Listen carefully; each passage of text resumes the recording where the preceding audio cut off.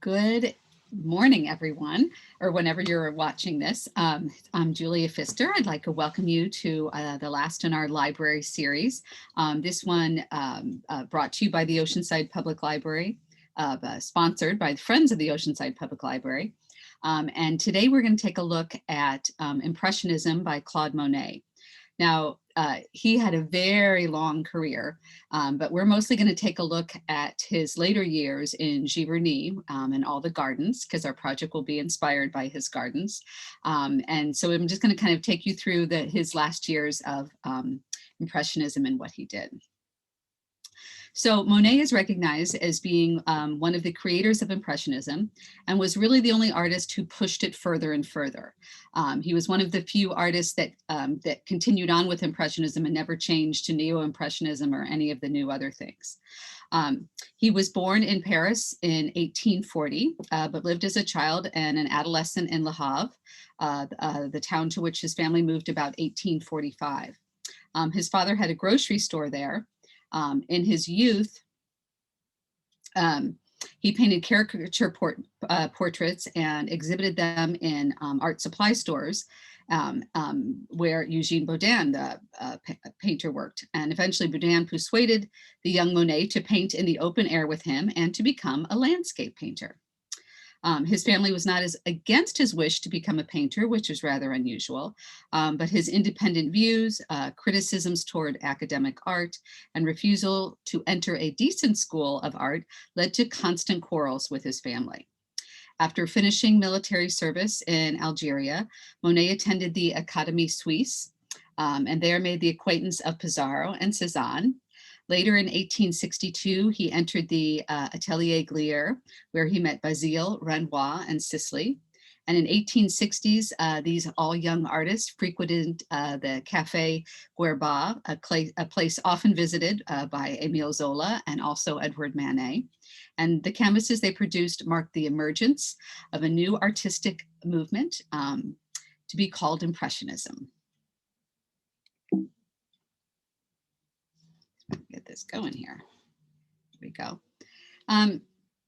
The inaugural show for the Impressionists was in 1873 and was the first of 8 they would eventually organize.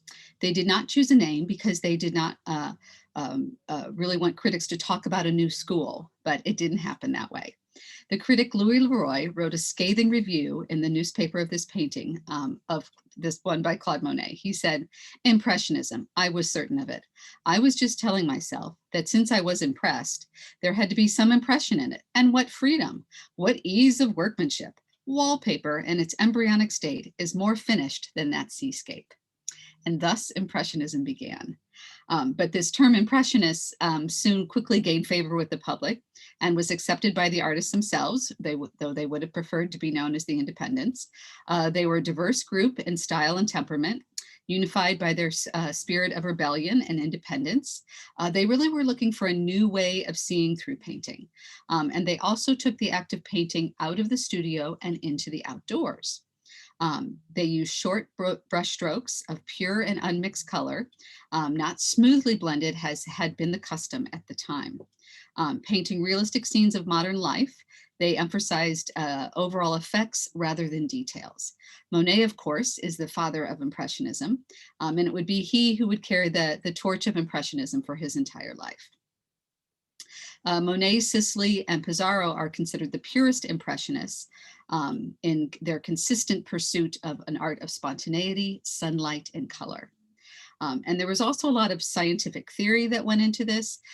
This had to also do with the Japanese prints, which helped with the kind of asymmetrical angles, and also with the view of modern life instead of looking at mythological and historical paintings.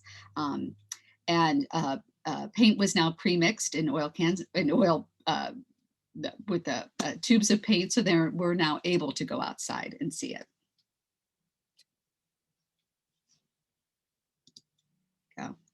So he really devoted 60 years of his long life grappling with the fundamental questions relating to the perception and the depiction of landscape, and he really ceaselessly sought novel solutions. And how could he keep pushing this further? It was through his boyhood in Le Havre, where his love of the sea and water, which is a motif that runs throughout his work, was born. And before he settled in Giverny, he lived in Paris, also had homes in Argenteuil, Vétheuil, and Poissy. And you can see here, he basically lived and painted all along the Seine when he was in France. He did visit other places, which we'll take a look at. When he lived in Argenteuil, he produced paintings that are commonly associated with French Impressionism, scenes from daily life that are colorful, spontaneous, and compositionally uninhibited. His years at Argenteuil coincided with the apogee of Impressionism. As you can see here, he was already doing several views of the same scene, which we'll see a lot more of later on. Though he was the leader of the Impressionists and had certainly scoffed at the French Salon, he did continue to submit to them. Now, the Salon was really where everyone wanted to have their paintings hung. It was the officially approved, but the Impressionists would soon not find favor there.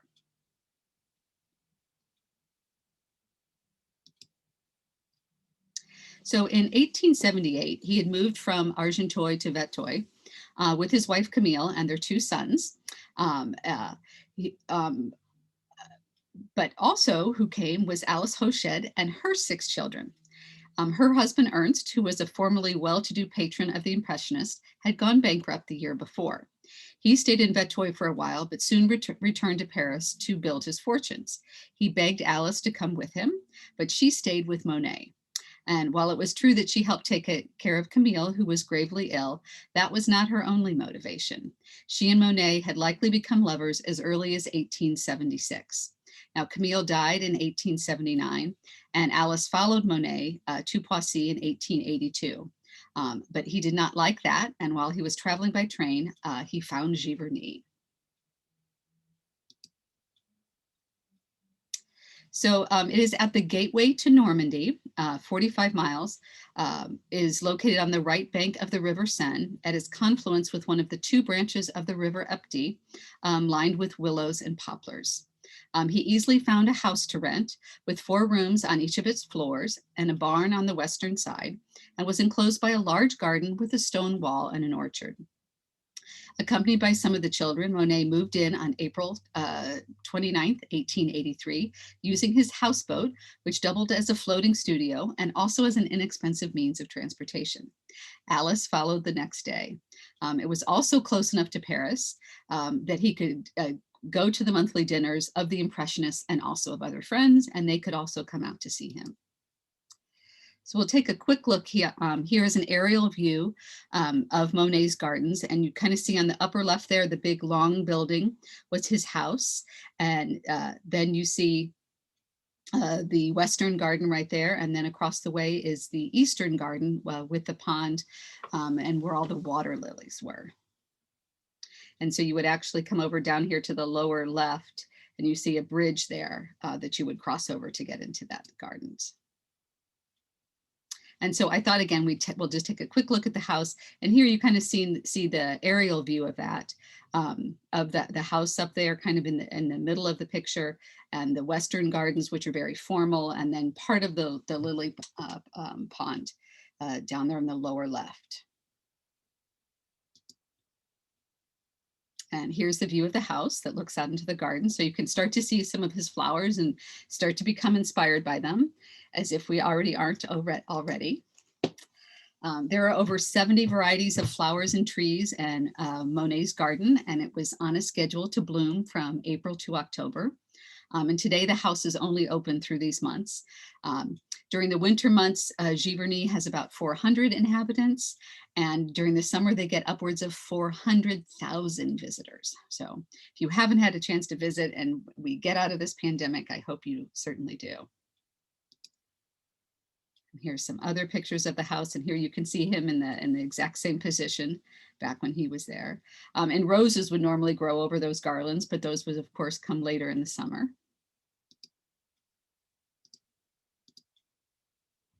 And here's some of the lily ponds and just some of the, again, there's the incredible variety of flowers that we see there. And a quick look at the house, you'll see all the Japanese prints, which he was so very fond of. This would be his bedroom here.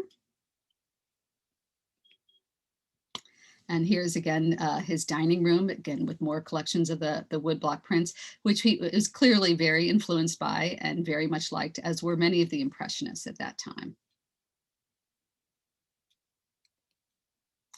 And here's, of course, the kitchen, which compared to, they said, many Paris kitchens, this was, of course, out in the country, but also very light and airy. And no wood prints here because we are, of course, in the kitchen.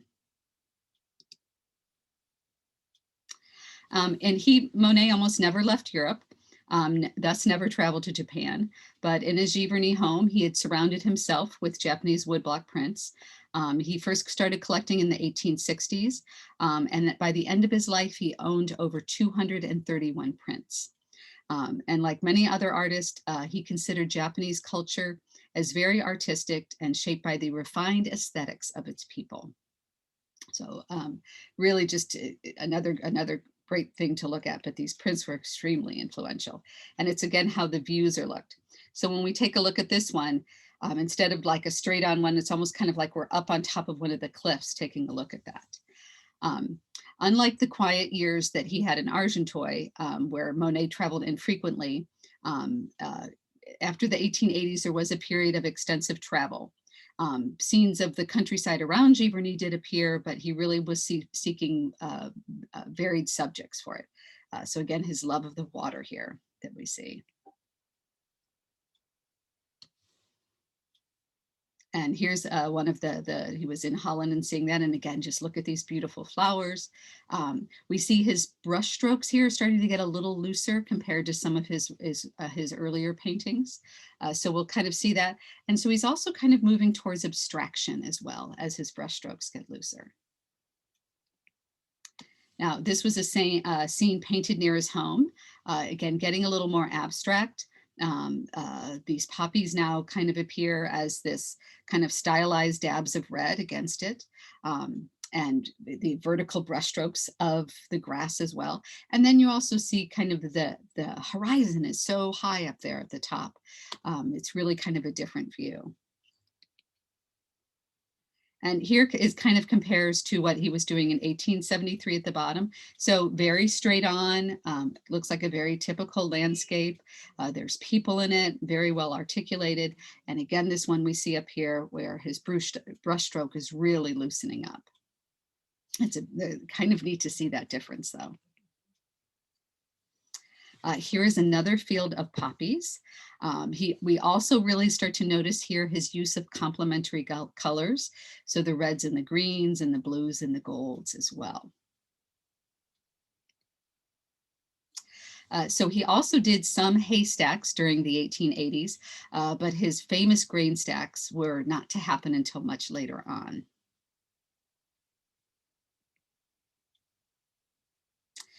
For the most part, in the 1880s, Monet actually rarely painted his garden or pond, but he was working on the reflection, which will become a very prominent part of his work later on.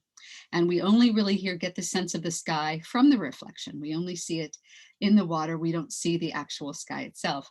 And again, this is that influence of the Japanese prints. So 1890 proved to be a real turning point for Monet.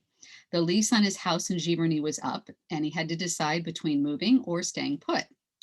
He chose to stay, as he said, "I am sure I will never again find such an abode and so beautiful a neighborhood." He was also becoming more prosperous, both in France and abroad. And it was now not only possible to purchase the house, but to make extensive renovations according to his own ideas. So he really begins to come into his own here. But again, and you see that the color is becoming much more abstract here as well. From the 1890s on, Monet traveled less and less and found it increasingly hard to leave Giverny, where his gardeners and his assistants helped transform it. Once was what? A practical vegetable and fruit garden that would supply the gardens into this luxuriant flower garden of his dreams. He was also prone to rheumatism around this time, which he attributed to his painting excursions in rainy weather and snowy weather. And while earlier he had concentrated on a variety of subjects, he really goes to fewer and fewer subjects here, which is mostly of nature and really pushing the light in how we see that. Um, uh, and this is another one, he really, again, pushing himself. So we see the sky here, again, which is kind of unusual in these later on pictures. And here is, in the 1890s, he also really began to focus on his series of paintings. And the first of his series was the grain stack ones. He painted them outside or on plein air, like he had in his early years, but now he added an extra step. He would actually now bring them back into the studio and line them all up, and kind of make them all flow from one to the next, so that there was a cohesiveness about them. It was really his notion that an approximately complete idea of a natural subject can only be displayed, conveyed by showing different aspects of the subject. And in his case, it's this probably the same view, but different times of day and different times of the year. He really tried to be true to nature, but with the reworking in his studio, his imagination began to be a factor in his work also. And with that imagination also came more abstraction. And here we see another one here, and it didn't really matter to him whether he painted one or two. The crucial difference between all of them was the light and the varying weather conditions.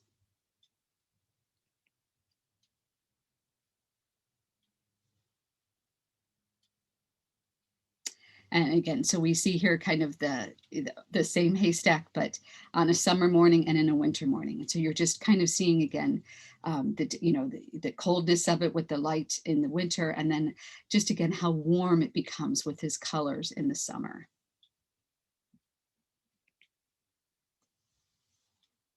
Now, after the haystack series, Monet became even more popular, and artists began to descend on the village of Giverny in order to paint in close proximity to the artist. They admired, an influx of which Monet often complained. And his next project was the Poplar series. He painted 23 paintings of poplars on the right bank of the Epte, near Le Metz. He had actually decided on painting these after the local authorities had given permission to have the trees auctioned off for timber. So he asked for a postponement, but they wouldn't stop. So he contacted the purchaser and offered to make up any difference between the sum the man was prepared to bid and the price the trees actually fetched at auction, provided that they were not taken down until Monet was finished painting them. So again, he had that extra money to do that as well. But just, you really see how invested in his art he is here. And here's this beautiful one, Sunrise on the Seine. Even these broken brushstrokes that we used to see before now have really become abandoned in front of this kind of homogeneous brushwork that binds everything together and lends it equal value. The painter Lila Cabot recalled something Monet had said on one of her visits to Giverny. When you go out to paint, try to forget what objects you have before you, a tree, a house, a field, or whatever. Remember that the leaf on the tree is as important as the features on your model. And so it was kind of this romantic conception of this universal harmony, in which this world was seen very organically and kind of as a constructed whole. And these paintings were in Durand Ruel's gallery in 1898. And like the series preceded them, they were quite a success, and he made quite a bit of money. So by the turn of the century, Monet begins to concentrate on his garden, though not entirely. Of the more 800 paintings he painted before he moved to Giverny in 1883, there are over 100 views of sun-dappled gardens or flower-rich still lifes. He once told an interviewer, "More than anything, I must have flowers. Always, always." And so these paintings now go into, again, reflect the ideas of light and color and atmospheric conditions and what's going on with that. And this is what Monet really becomes obsessed with in his later years. Greenhouses were erected for the cultivation of orchids and more rare flowers, and many flower beds were dug, some of the exclusively for his irises that were Monet's clear favorites among the 70 or more varieties in his garden. And here I've got a few more pictures of his garden at different times. I was there in the early spring, so we see some of those. Everything's just starting to bloom. Again, floral themes were still the exception in Monet's work in the 1890s, though he did paint both the flower lilies and the ponds. So it's kind of looking beyond in all these paintings to see them. The flower garden was matched in its beauty by the water lily pond. Originally, the water garden consisted of a pond that sat in a meadow outside the boundaries of Monet's estate. In 1893, he purchased the land as an extension to the garden. It underwent considerable renovations, including the damming of the Rue, which was an arm of the Seine. Sluices were installed on the side of the pond. This actually provoked an outcry from the villagers in Giverny because they were afraid of all these strange plants that were coming in, and they were going to ruin the water for their livestock and for their crops and all that. But everything turned out just fine. Here, once again, we see the famous Japanese bridge surrounded by this just luxuriant vegetation. The lily covered the waters and the surrounding greenery, and the reflections from up above are also reflected down into there. As the entire canvas is taken up with water and vegetation, again, there's no real direct view of the sky, but we do see it. We know it's there, of course, but through the reflected sunlight and just the sunlight coming down as well. In the early 1890s, he also rented a room in Rouen and started painting the cathedrals. And so this is, again, much like we saw the haystacks or the poplars. He painted them at different times of day from a hotel room that he had rented across the way. Then he would bring them again back into the studio and kind of work on all of them as a series. And some people were saying, oh, he's just doing the series to make money. And he was, of course, fine with that.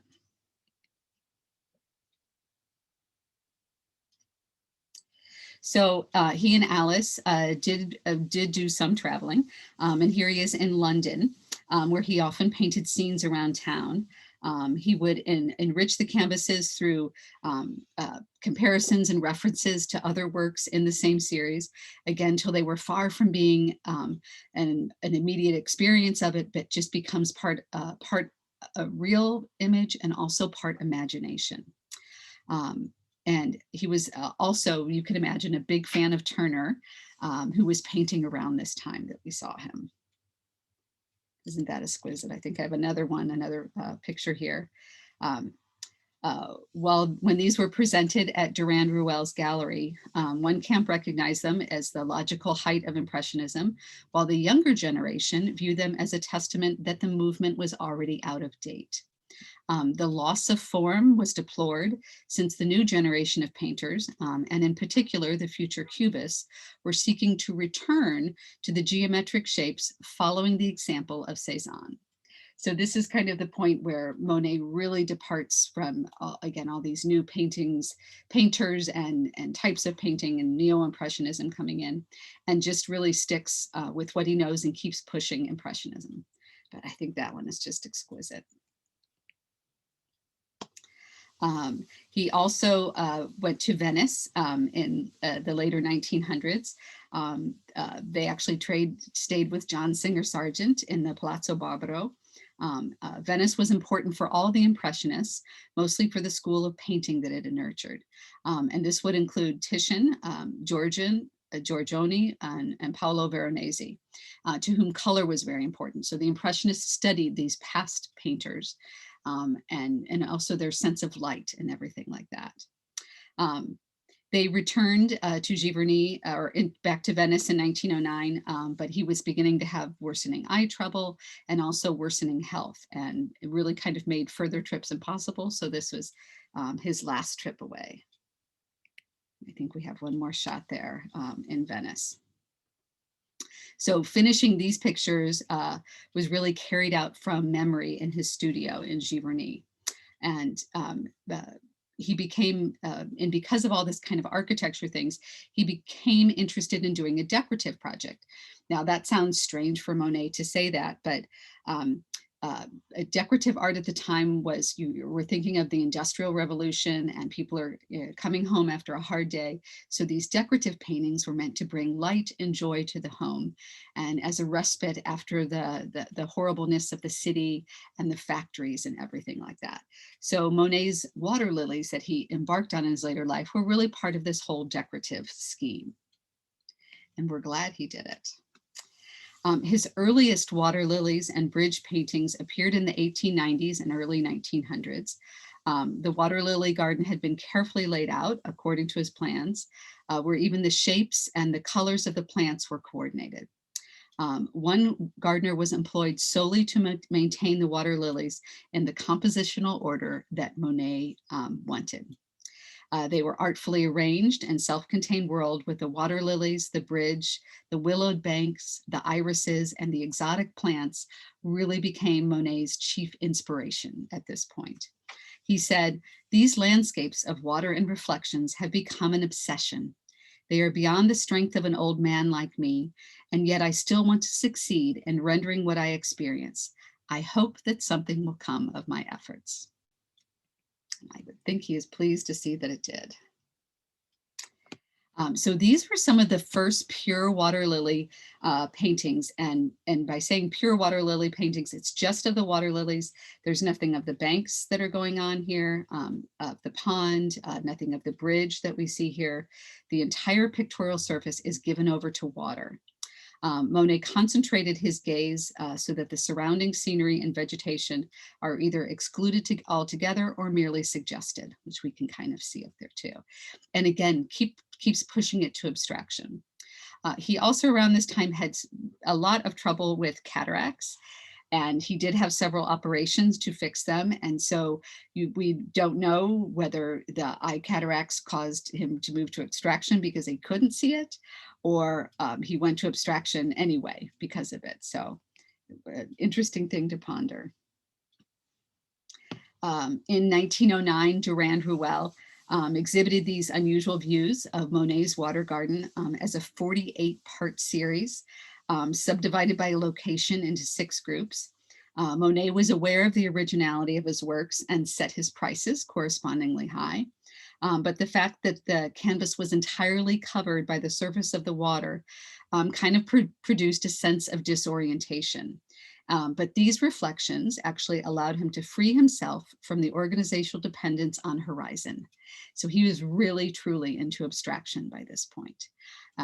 And so you can see the reflected sky in this painting, but not the painting itself.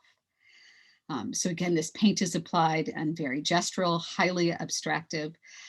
In some places, it's hard to tell whether the light is real or whether it's reflected.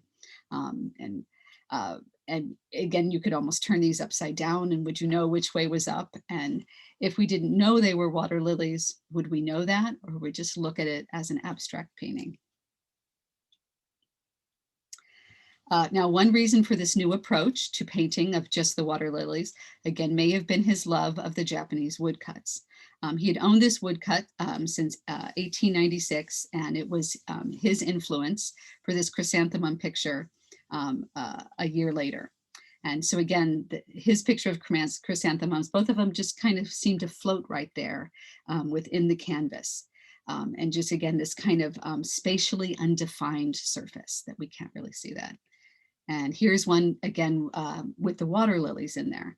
And so you can really see the similarities there and kind of how he got into just focusing just on the water lilies themselves. In 1914, he actually heard that his son Jean had died and other people had. His only consolation was to paint. He could see better at this point. He'd had one of his operations and the garden was back in full bloom. He'd had a problem with the garden flooding.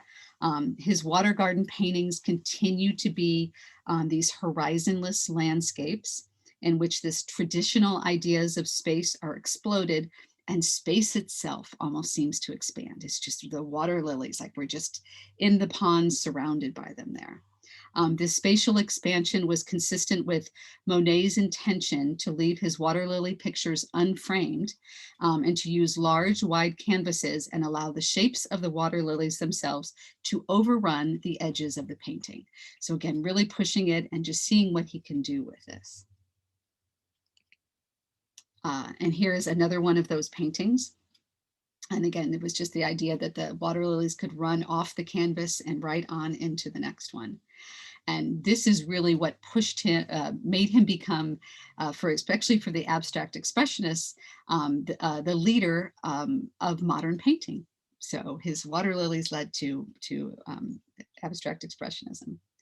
So here are his paintings hung all together, the 48-part series. In the Musée Marmottan, but as we see, there are frames on them, and so I don't know if he would like that very much, but still beautiful to see them all surrounded like that.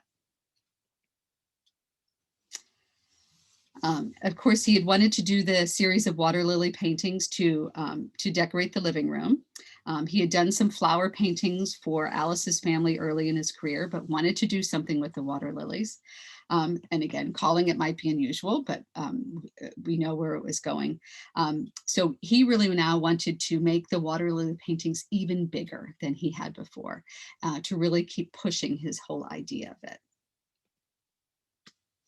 So in 1915, Monet had a new studio constructed on the east side of the garden.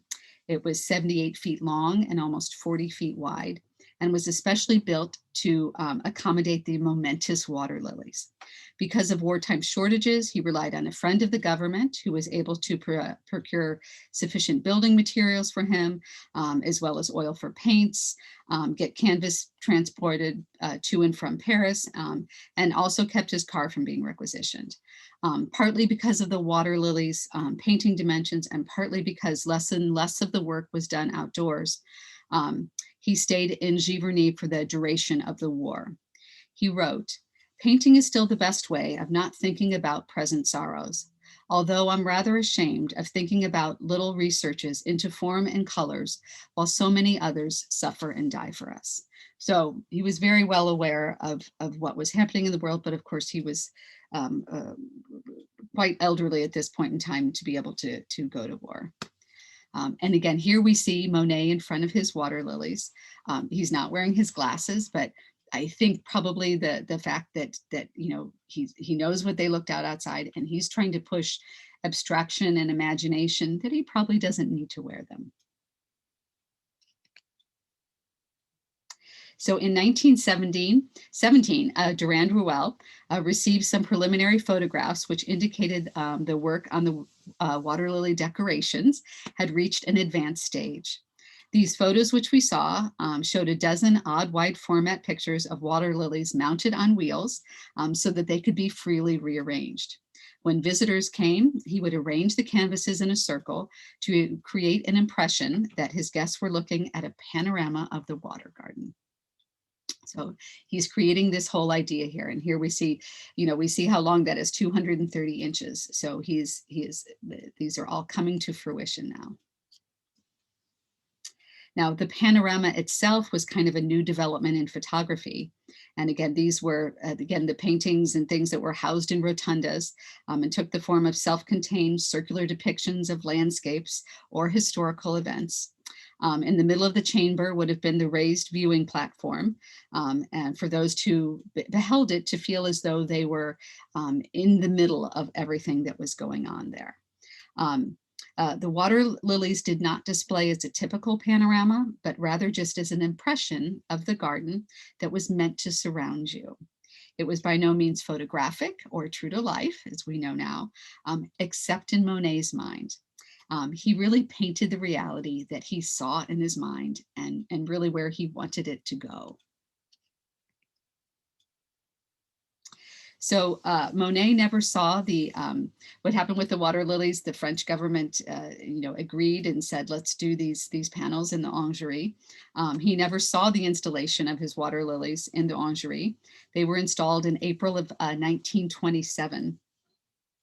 Clemenceau complained of the public's lack of appreciation for Monet's works, which did not really fit into any contemporary artistic category. So here they are going in, but this was really an art movement that had basically ended about 30 years prior. And when it was moving into all these new different things, but Monet kept pushing it. His friends stuck with him. The painters before the Second World War, Malevich, Matisse, Delaunay, and Mondrian, they were the ones who really saw Monet's paintings there. And again, based on the perception of natural work and this abstract pictorial language. And this is what inspired them. So it was Monet who really inspired modern painting, which I thought was just fantastic. He also influenced the American artists Sam Francis and Joan Mitchell. André Masson called the Orangerie the Sistine Chapel of Impressionism, which I think is a wonderful way to say it. So Monet had really broken with traditional pictorial ideas and really brought into the forefront 20th century modern painting. And so if any of you have seen the Orangerie, so there are, I think, at least 2 huge rooms that you can see here that are completely surrounded by the water lilies that you can do this. In 2006, the Orangerie underwent a $36 million renovation to really lighten and brighten up the room and get it properly lit. And they could not move the water lily paintings because they were so big, but they attached alarms to them. And if they worked too hard or hammered too hard, they said the paintings were screaming at them because they would say, "Stop all that," which I thought was just beautiful, though.